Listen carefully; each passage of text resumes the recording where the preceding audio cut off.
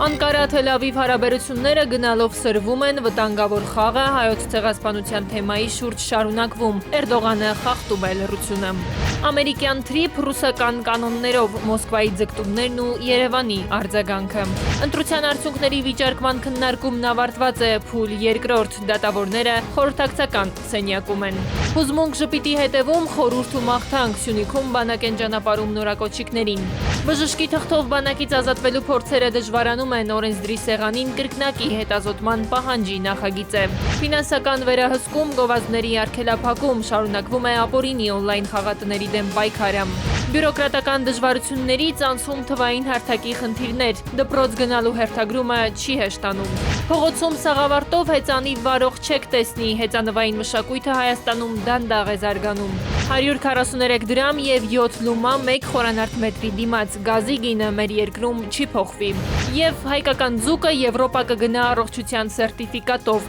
արտահանման նոր կարգը։ Սա ժամի հիմնական թողարկումն է, ես Տիգրան Գուրգենյանն եմ, բարև ձեզ, բարի գալուստ։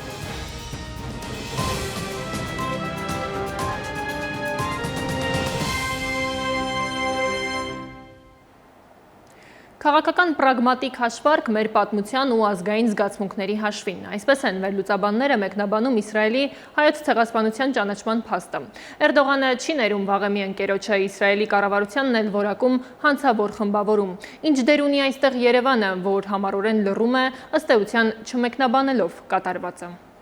Թուրքիայի նախագահ Ռեջեփ Թայիփ Էրդողանն առաջին անգամ մեկնաբանել է Օսմանյան կայսրությունում հայոց ցեղասպանությունը ճանաչող բանաձևը հաստատելու Իսրայելի կառավարության որոշումը։ Մինչև այդ Թուրքիայի արտաքին գործերի նախարարությունը Իսրայելի նախարարների կաբինետի որոշումը որակել էր քաղաքական եւ կապել այն Գազայում տիրող իրավիճակի հետ։ Իր ելույթում Էրդողանը Իսրայելի կառավարությունն անվանել է հանցավոր խմբավորում, իսկ հայոց ցեղասպանության փաստը զրպարտություն։ Էրդողանը հայտարարել է, թե իբր իր երկրի պատմության մեջ ցեղասպանություն, զանգվածային սպանություններ, ճնշումներ եւ գաղութատիրություն չկան։ Մենք ուշադրություն չենք դարձնում մեր երկրի հասցեին հնչող զրպարտությանը մի հանցավոր խմբավորման կողմից, որի ձեռքերը աղտոտված են Գազայի 73,000 անմեղ բնակիչների արյամբ, որոնց մեծ մասը կանայք ու երեխաներ են։ Մեր հազարամյա փառահեղ պատմության մեջ կա միայն արդարադատություն եւ ողորմածություն։ Կա օգնության ձեռք մեկնված բոլոր ճնշվածներին, անկախ նրանց կրոնից, ծագումից կամ ինքնությունից։ Իսրայելի կառավարության կողմից հայոց ցեղասպանության ճանաչման թեմայում անկեղծության բաղադրիչը հասցված է մինիմումի։ Ըստ թուրքագետների այն ոչ թե մարդասիրական եւ արժեհամակարգային մոտեցում է, այլ սառը քաղաքական պրագմատիկ հաշվարկ, հենված այսօրվա թուրք-իսրայելական հարաբերությունների բնույթի վրա։ Իսրայելը հայոց ցեղասպանության խնդրին ուշադրություն է դարձնում եւ համաշխարհային մեդիայում աղմուկ է բարձրանում այն ժամանակ, երբ լարվում են Թուրքիայի հետ հարաբերությունները։ Իսրայելի խորհրդանում արձակուրդի ժամանակն է եւ հարց է, արդյոք Քնեսեթը կհասցնի քննարկել հարցը մինչեւ ամառային հանգստի գնալը։ Երկրորդ խնդիրը Իսրայելում 2026 թվականի սեպտեմբեր-հոկտեմբեր ամիսներին սպասվող խորհրդարանական ընտրություններն են։ Եվ այն, թե ինչպես հայոց ցեղասպանության հարցը կարող է անդրադառնալ քաղաքական այս կամ այն ուժի վարկանիշի վրա։ Թուրքիայի հիմնական խոցելի տեղերը դա հայոց ցեղասպանությունն է եւ քրդական հարցը։ Այս պայեդրությամբ ինքը հայոց ցեղասպանության հարցը առաջ կաշեց։ Ընդունեց արտգործնախարարը ասաց, կառավարությունը ընդունեց, եթե ուզեն այնտեղ Քնեսեթում կանցկացնեն, որովհետեւ կառավարությունը պարլամենտում ունի մեծամասնություն բնականաբար, եթե ուզի կանցկացնի։ Իսրայելը կընդունի, չի ընդունի, կճանաչի, չի ճանաչի հայոց ցեղասպանությունը, ըստ թուրքագետների Հայաստանը չկա այդ խաղի մեջ։ Այդ իրավիճակում ըստ վերլուծաբանների հայոց ցեղասպանության ճանաչման հարցը չի կարող նաև ազդել հայ-թուրքական հարաբերությունների վրա։ Սա է նաև պատճառներից մեկը, որ այսօրվա իշխանությունները պասիվ են ու չեզոք։ Ըստ վերլուծաբանների ճիշտ կլինի, որ Հայաստանի մոտեցումները լինեն հնարավորինս զուսպ, մանավանդ որ չկա դեռ իսրայելական խորհրդանի կողմից վավերացում։ Մենք դա համարում ենք հայոց ցեղասպանության հարցի զենքավորում եւ զենքայնացում եւ արձագանքի կարիք չենք տեսնում այստեղ։ Իսրայելի կողմից հայոց ցեղասպանության ճանաչմանը ինչու չի ուզում Հայաստանի արտաքին գործերի նախարարությունը արձագանքել։ Հայաստանի կառավարությունը կաշկանդվածություն ունի Թուրքիայի հետ հարաբերությունների առումով։ Լրագրողները հարց են ուղղել Հայաստանի փոխնախարար Մնացական Սաֆարյանին։ Արդեն հնչել է եւ ես նորից կրկնեցի թե ինչի մենք չենք ուզում արձագանքել, ինչի չենք տեսնում արձագանքելու կարիք։ Ես վարչապետի հայտարարությունները չեմ մեկնաբանում եւ միանշանակ կիսում եմ կարծիքը վարչապետի, այսինքն դա Հայաստանի պաշտոնական դիրքորոշումն է։ Այս ուժը ունի քաղաքական մի արտաքին քաղաքականություն, հարևանների հետ ոչ մի խնդիր չպետք է լինի եւ ոչ մի ազգային հարց չպետք է խոչընդոտի հայ-թուրքական հարաբերություններին։ Դրա ցեղասպանության հարցը, Արցախի հարցը, բոլոր հարցերը դրանք Հայաստանի ներսում անգամ Արցախի ազգային կերպով վարձացվող բոլոր հարցերը պետք է չզոկացվեն։ Բնականաբար նրանք չէին ողջունելու։ Ընդհակառակը նրանք անթակուց դատապարտեցին։ Նիկոլ Փաշինյանը եւս հայտարարել էր, որ Իսրայելի կողմից հայոց ցեղասպանության ճանաչմանն արձագանքելու կարիք չի տեսնում, քանի որ ըստ նրա կարծում է, որ հայոց ցեղասպանության զենքայնացման թեմայի մեջ չմտնելը բխում է Հայաստանի շահերից։ Ըստ քաղաքագետների, հայոց ցեղասպանությունը իշխանությունների արտաքին քաղաքական օրակարգում առաջնահերթություն չէ այլևս։ Նաիրի Մուրադյան, ժամը լրատվական։ Հավանական է, որ Թրիփի կյանքի կոչման գործում ինչ-որ փուլում ներգրավվի նաև պաշտոնական Մոսկվան, որը կասկածի տակ է դնում նախագծի արդյունավետությունը առանց Ռուսաստանի մասնակցության։ Հայաստանի փոխարտգործնախարարը կարճ է պատասխանում այս պահին, Թրիփը իրականացվում է Հայաստան-ԱՄՆ ձևաչափով, այլ կերպ ասած, նոր մասնակիցներ պետք չեն։ Ամեն դեպքում ըստ Սաֆարյանի, Թրիփի կյանքի կոչման դեպքում այն գործելու է ԵԱՏՄ կանոններով։ Մենք ռուսական կողմի հետ Թրիփի վերաբերյալ քննարկում չենք տանում։ Մենք հետաքրքրված ենք երկխոսությամբ, հետաքրքրված ենք մեր հարաբերությունների շարունակությամբ եւ առաջիկայում կլինեն շփումներ։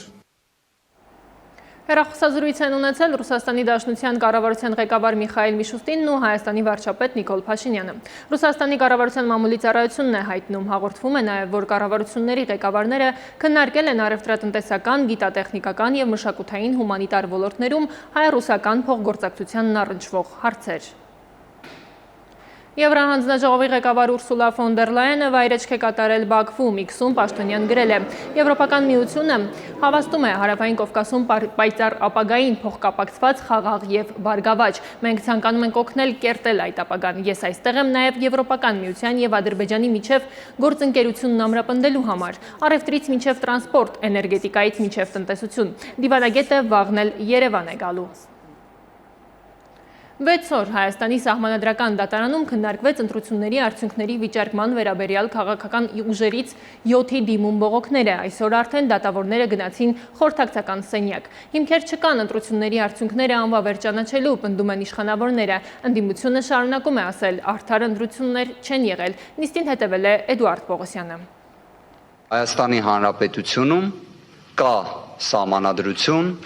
բայց չկա սահմանադրականություն։ Մայր դատարանի հիմնադիր նախագահի խոսքերն է մեջբերում ուժեղ Հայաստան դաշինքի ներկայացուցիչ Արամ Վարդևանյանը հունիսի 7-ին կայացած խորհրդարանական ընտրությունների արդյունքներն անվավեր ճանաչելու քննարկումներով լցված սահմանադրական բարձր ատյանում։ Վարդևանյանի կարծիքով համապետական վերջին ընտրություններից հետո հատկապես այս միտքը իր խոսքով շատ ավելի մեծ իմաստ է ձեռք բերել։ Մենք դատաքննության ընթացքում պարզեցինք մի քանի կարևոր հանգամանք։ Մենք պարզեցինք, որ գործով պատասխանողը մի շարք հարցերի վերաբերյալ պատասխան չունի։ Մենք տեսանք դատաքննության ընթացքում ինչպես է հնարավոր հարցերի չպատասխանել։ Վարդևանյանը կենտրոնական ընտրականին է ակնարկում, ընդդիմադիրները պնդում են անցնող օրերին Վահագն Հովակիմյանի գլխավորած հանձնաժողովից այդպես էլ հստակ պատասխան չեն ստացել քվեարկությանը մասնակցած քաղաքացիների ընդհանուր թվի եւ ցուցակներում առկա ստորագրությունների միջև էական, մինչև մի քանի հազարի հասնող տարբերության մասին, տասնյակ հազարավոր քաղաքացիների կրկնակվեարկության ռիսկի վերաբերյալ նույնպես։ Այս միջոցառումը ոչ թե ընտրություններ էր, այլ իշխող քաղաքական ուժի, որը իրեն վերագրել էր պետության կարգավիճակը, պետության եւ քաղաքական ուժերի պայքար էր։ Այս պայքարում ոչ միայն հիմնահատակ ոչնչացվեց հանրային իշխանությունների մարդու հիմնական իրավունքներով սահմանափակված լինելու սկզբունք նորմը իդեմս իրավապահ մարմինների, որոնք պարտավոր էին եւ պետք է առաջնորդվեին սահմանադրության գերակայությամբ ու հարգեին մարդու հիմնարար իրավունքներից կարևորագույն քաղաքական իրավունք ընտրելու իրավունքը։ Քաղաքացիական պայմանագիրը հակադարձում է արդարադատության նախարար Սրփուհի Գալյանը, որ բարձր դատարանում իշխող կուսակցություններ ներկայացնում, դատավորների առջև հայտարարում է, թե սահմանադրական ատյանում ընտրությունների արդյունքները վիճարկող ուժերը պարզապես ցանկություն ունեին ազդել վերջնարդյունքի վրա։ Հիմա դժգոհում են, որ զրկվել են դրանից։ Իսկ զրկվել են պետական ինստիտուտների աշխատանքի եւ քաղաքացիների ողջախոհության շնորհիվ։ Այո, դիմումատուներից որոշները փորձել են տապալել սահմանադրական կարգը, բայց այդ փորձը հաղթահարվել է հենց ժողովրդի կողմից, ուստի ընտրությունների արդյունքներն անվավեր ճանաչելու հիմքեր չկան։ Ձայնի իրավունքը կենտրոնական ընտրականինն է, տեղամասերում քվեարկության արդյունքներն ամփոփելուց հետո եղել են սխալ մուտքագրումներ, մինչև նախնական արդյունքների ամփոփումը եղել են, հայտարարում է հանձնաժողովի քարտուղարը, հավելելով, որ դրանից հետո օրենքի ուժով 1 շաբաթ ժամանակ ունեին տվյալների վերջնականացման համար։ Սմբատյանն արձանագրում է, ժամանակագրորեն դրանից հետո որևէ կոնկրետ տեղամասի արդյունք հարցականի տակ չի դրվում բարձր ատյանում։ Այդ մարդիկ, որ աշխատել են 30 եւ ավելի ժամ, լարված, հոգնած, կարող էին նրանք սխալներ անել, իհարկե կարող էին սխալներ անել։ Եվ շատ չարչարկվեց թեման, որ Բարգավաճ Հայաստան կուսակցության ձայները 4 տեղամասի հաշվարկով սխալ է մուտքարվել։ Ես ավելին ասեմ, ոչ միայն Բարգավաճ Հայաստանի,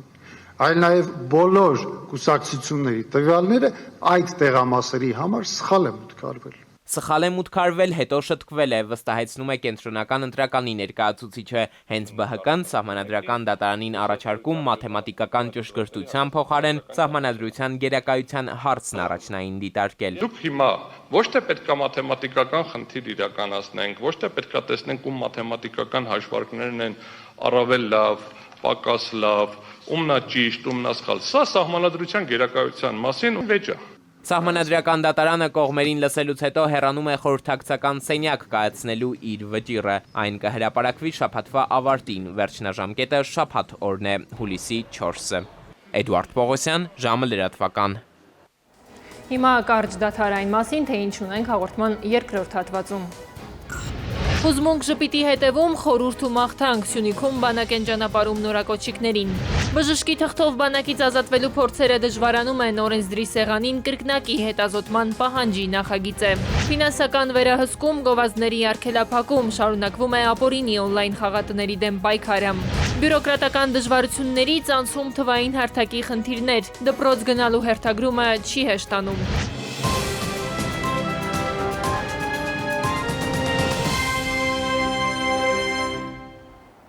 Սա ժամի հիմնական թողարկումն է, բարի վերադարձ։ Ինչպես ամեն անգամ ավանդաբար, այս անգամ էլ Գորիսում երկու պարով նույն խորհուրդ մաղթանքով են մարզի տղաներին բանակ ճանապարհում, ուշիմ ու անփորձանք ծառայություն, բարի վերադարձ։ 88-ամյա Վարյա տատիկը եկել է Ծորանը ճանապարհելու հայոց բանակ, աչքերում թաքցնելով հուզմունքը իր օրհնանքն է տալիս ծառայության մեկնող տղաներին։ Ոչ մի բան չլինի, մենակ մեր զինվորները գնան, ադողականները ծնողների մոտ։ Սյունիքի սրտում Գորիսի զինվորական կոմիսարիատի դիմաց խառնվել էին ուրախությունն ու արցունքը, հուզմունքն ու հայրենասիրական ոգին, զորակոչ է։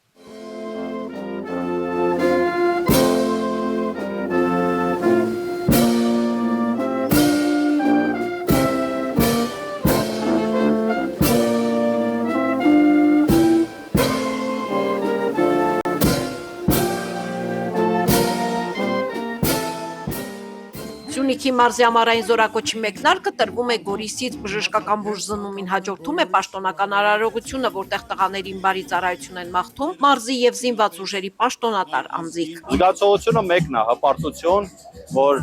Սյունիքի մարզը, ինչպես բոլոր տարիներին, այս տարի եւս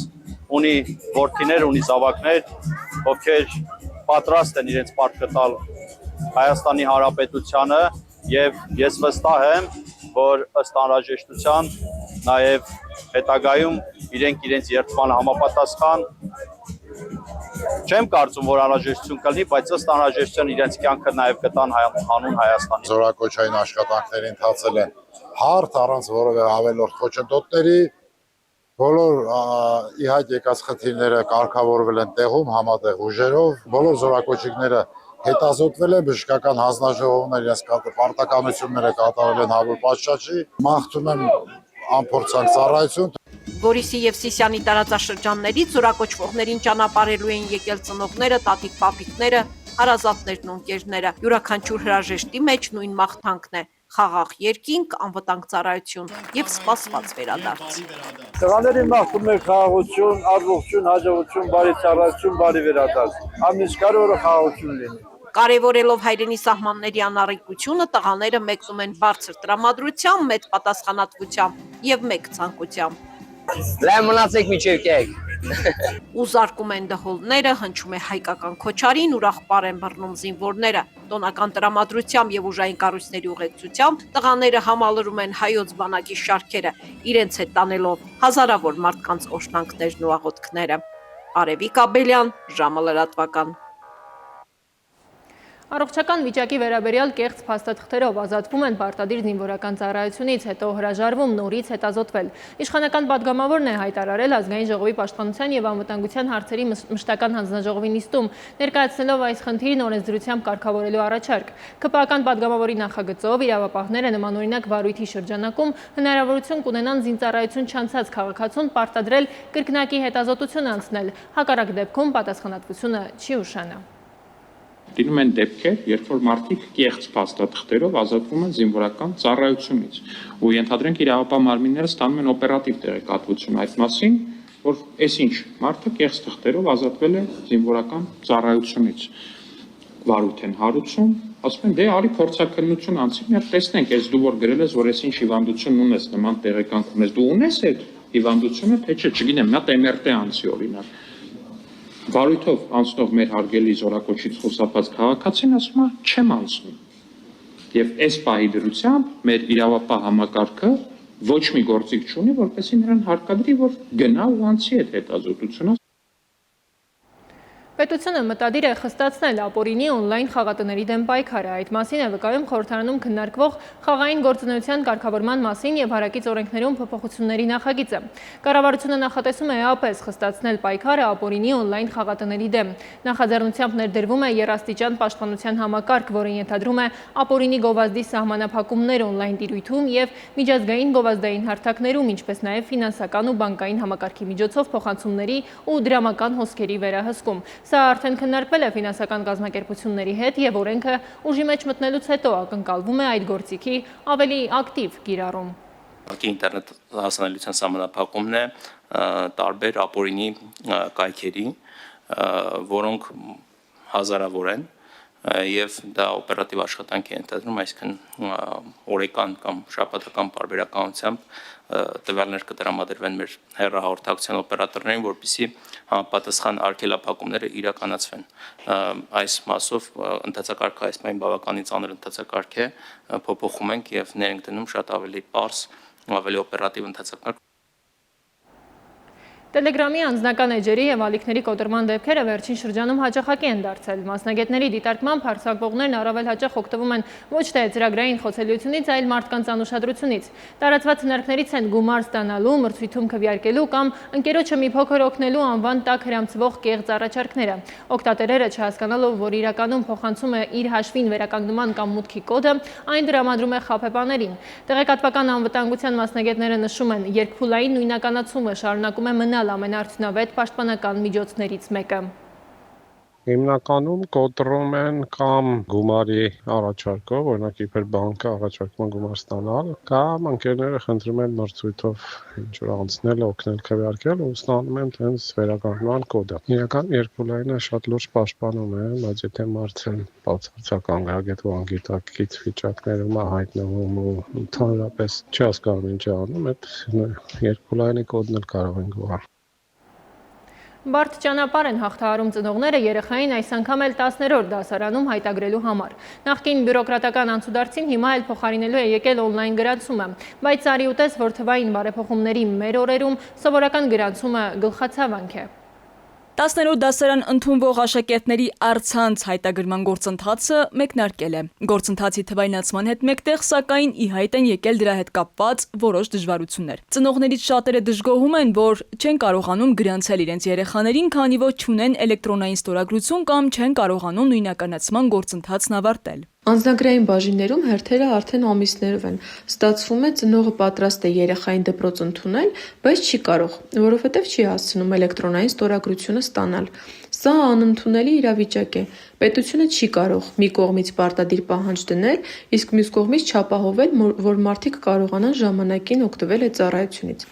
Պահանջում ենք անհապաղ լուծել խնդիրը։ Կրթության տեխնոլոգիաների ազգային կենտրոնում նշում են, խնդիրը հիմնականում նոր համակարգին ընտելանալու մեջ է։ Ըստ մասնագետների, առաջին օրերին գրանցվել են տեխնիկական եւ օգտատերերի կողմից նոր համակարգից օգտվելու հետ կապված դժվարություններ, որոնք սակայն աստիճանաբար լուծվում են։ Համակարգից է նախ, որովհետև համակարգը ոնց որ չի դիմանում այդքան շատ հայտերի, որովհետև բոլորը ուզում են իրենց ուզած դպրոցը հենց առաջի րոպեին հայտագրեն երեխային։ Պարզվում է, որ այդ համակարգը այդքան հայտ ընդունելու ունակ չի, կարողությունները չի հերիքում։ Ստեղից առաջանում է քաոսային իրավիճակը,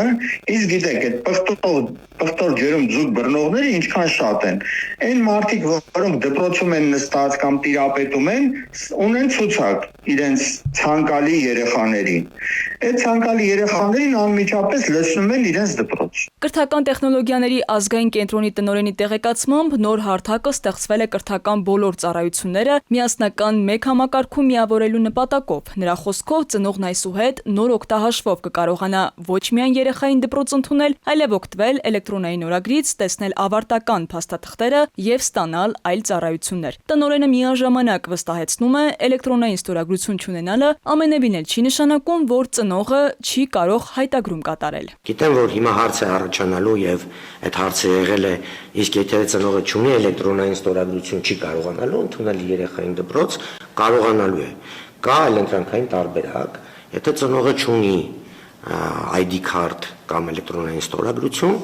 գիտեք, որ էլեկտրոնային ստորագրությունը ID card ունենալու հետ է կապված, ապա ինքը կարող է հաշիվ բացել իր մեյլով, էլեկտրոնային փոստի միջոցով։ Ինքը բացում էլեկտրոնային փոստի միջոցով հաշիվը, ստանդարտ հաշիվ բացելու տարբերակ է կիրառված, ինչպես շատ համակարգերում, հա, երբ որ դու գրում ես քո մեյլը, գաղտնաբար ես որոշում քեզ համար, հետո ստանում ես քո մեյլի վրա հղում, որով հաստատում ես, որ դա քո մեյլն է, այսինքն դու ես օգտագործում եւ հաշիվը ստանում ես։ Կրթական տեխնոլոգիաների ազգային կենտրոնից նաև նշում են, որ ավագ դպրոցների ընդունելությունը այսուհետ իրականացվելու է բացառապես առցանց եղանակով։ Իսկ առաջիկա տարիներին նախատեսվում է դպրոցական ընդունելության ամբողջ գործընթացը լիովին թվայնացնել։ Քնարիկ Պետրոսյան, ժամը լրատվական։ Հիմա կարճ դադարային մասին, թե ինչ ունենք հաղորդման երրորդ հատվածում։ Փողոցում սաղավարտով հեծանիվ վարող չեք տեսնի, հեծանվային մշակույթը Հայաստանում դանդաղ է զարգանում։ 143 դրամ եւ 7 լումա 1 խորանարդ մետրի դիմաց գազի գինը մեր երկրում չի փոխվի։ Եվ հայկական ձուկը Եվրոպա կգնա առողջության սերտիֆիկատով, արտահանման նոր կարգը։ Առավելապես կայուն երկինք, ավելին քիչ ուշ։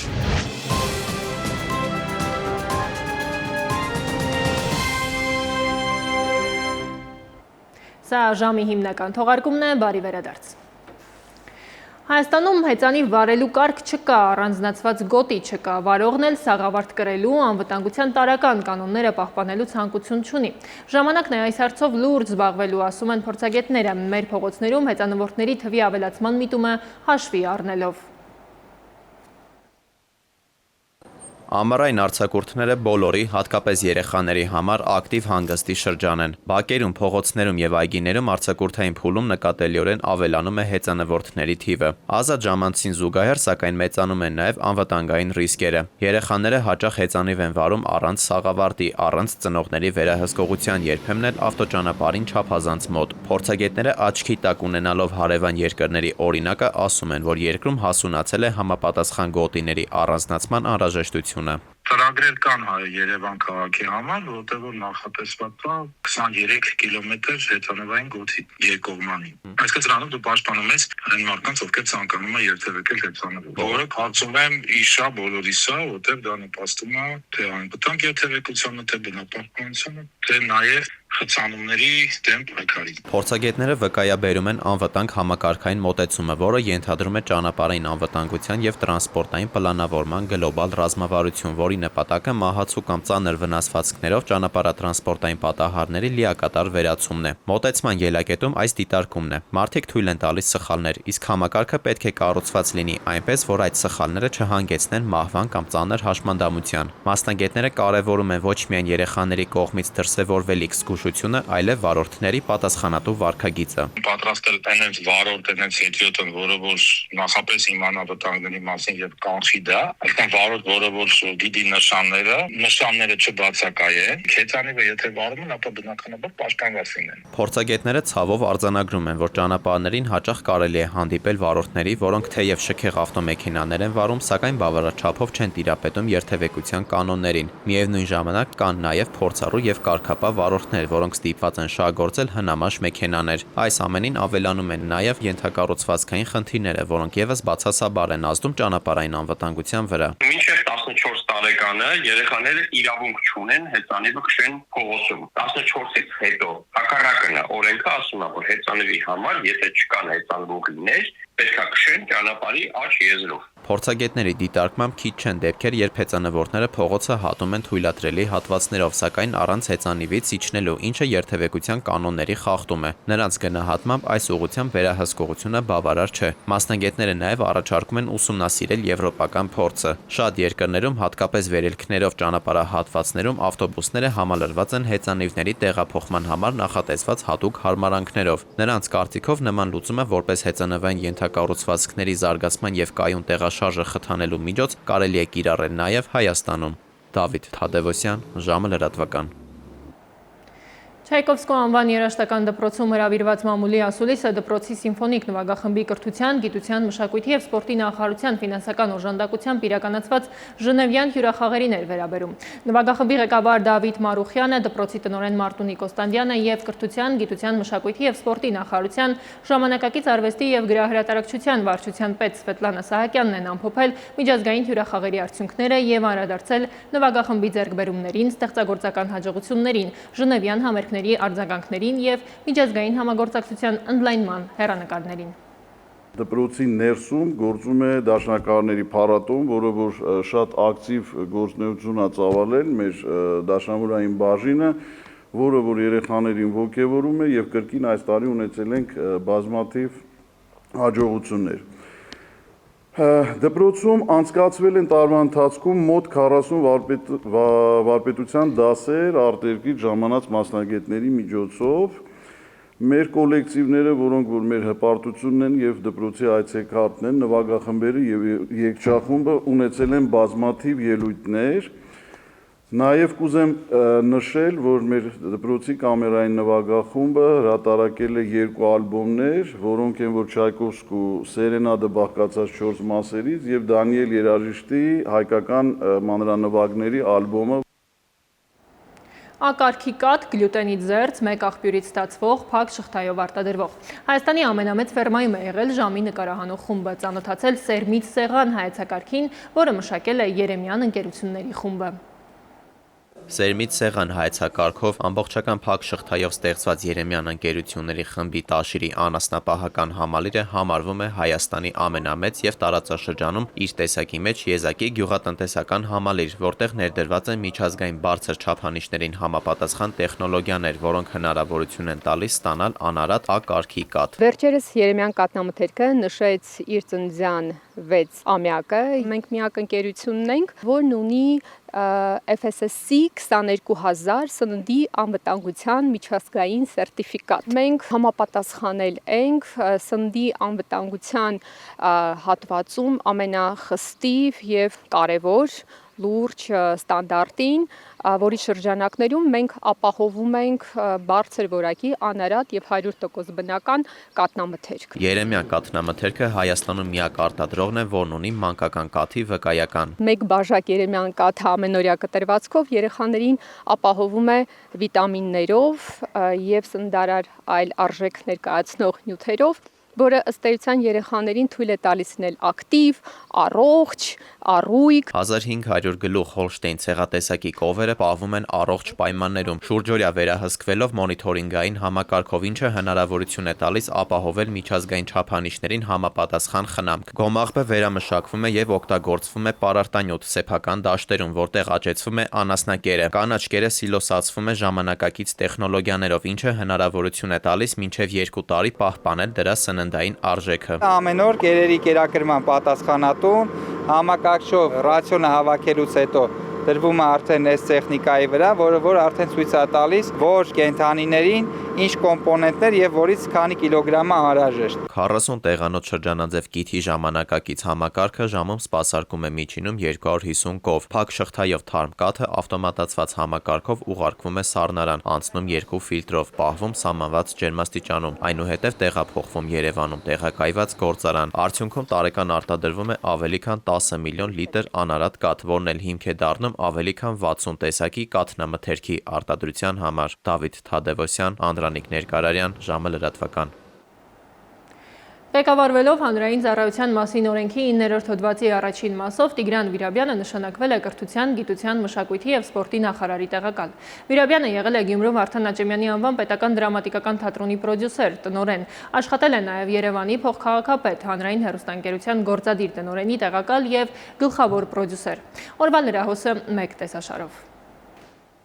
Երևան երասխ ճանապարհին Արարատի մարզի Սուրենավան գյուղի վարչական տարածքում մեքենայում բռնկված հրդեհի պատճառը նախնական տեղեկություններով եղել է գազի արտահոսքը։ Լրագրողների հետ ճեպազրույցում այս մասին հայտնել է Հայաստանի ներքին գործերի նախարար Արփինե Սարգսյանը։ Նախարարությունը սպասում է փորձաքննության արդյունքներին։ Հունիսի 29-ին գիշերը 4:50-ի սահմաններում Սուրենավան գյուղի մոտ հրդեհ էր բռնկվել Nissan Rouge Magnish ավտոմեքենայում։ Հրշեջ փրկարարները մարել էին կրակը եւ հայտնաբերել 3 քաղաքացու կիսամոխրացած մարմին։ Ավելի ուշ փրկարարները նույն տեղում եւս մեկ կիսամոխրացած մարմին են հայտնաբերել։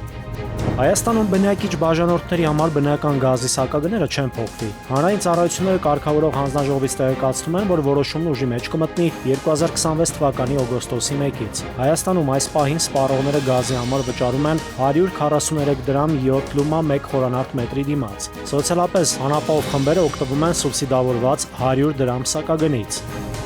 Դեպի Եվրամիության երկրներ ձկան եւ ձկնամթերքի արտահանման համար Հայաստանում նոր պահանջներ կսահմանվեն։ Էկոնոմիկայի նախարարի տեղակալ Տաթևիկ Սարգսյանը տեղեկացրել է, որ օրենսդրական փաթեթով առաջարկվում է սահմանել այն պահանջները, որոնք պետք է բավարարեն ձկնաբուծական տնտեսությունները, ձկնամթերք արտադրող կազմակերպություններն ու այն պահեստավորող ընկերությունները Եվրոպական միության առևտրի վերահսկման եւ փորձագիտական գնահատման համակարգում հետագայում գրանցվելու համար։ Այդ փաթեթով կսահմանվի նաեւ Հայաստանից Եվրամիության երկրներ ձկան կամ ձկնամթերքի արտահանման նպատակով առողջության սերտիֆիկատի տրամադրման կարգը։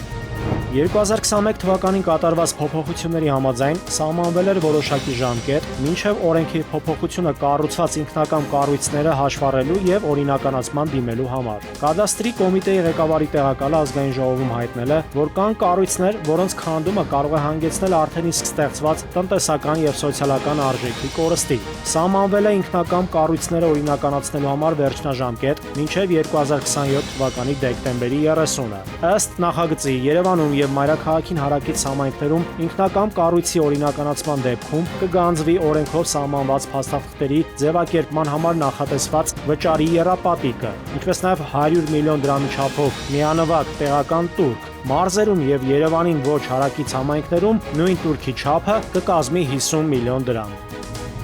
Երևանի կենթանաբանական այգում հուլիսի 1-ից երկուշաբթի օրերին 3-ից 69 տարեկան այցելուների համար մուտքի տոմսի արժեքը կկազմի 1000 դրամ, իսկ երեքշաբթիից կիրակի 2000 դրամ։ Միաժամանակ պահպանվում են անվճար մուտքի արտոնությունները մինչև 3 տարեկան երեխաների, 70 եւ բարձր տարիքի անձանց, հաշմանդամություն ունեցող անձանց, ռազմական գործողությունների հետևանքով զոհված անձանց ընտանիքի անդամների, սահմանամերձ բնակավայրերի բնակիչների համար։ Երևանի կենթանաբանական այգուց տեղեկացնում են, որ տոմսերի սակագների փոփոխություն կառավարությունը միտված է ստեղծելու ավելի բարեկեցիկ պայմաններ կենդանիների համար եւ ապահովելու այցելուների առավել հարմարավետ ու որակյալ սպասարկումը։ Նաիրի Մուրադյան, ժամը լրատվական։ Եղանակային կանխատեսումներով մեզ է միանում Լիլի Հովերը։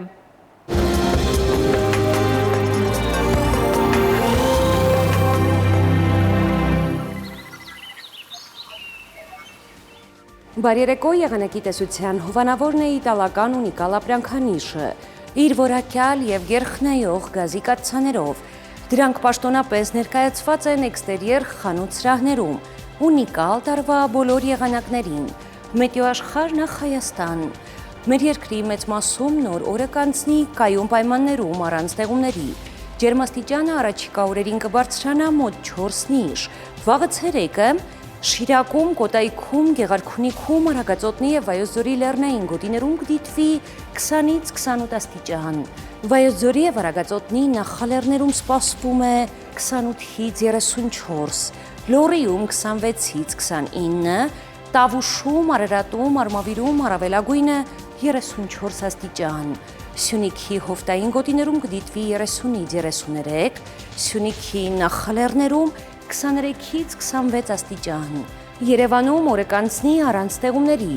Այս գիշեր սպասվում է 16-ից 18, ցերեկը 30-ից 33, երեկոյան 26-ից 29 աստիճան։ Ժամի հիմնական թողարկումն ավարտված է։ Կհանդիպենք։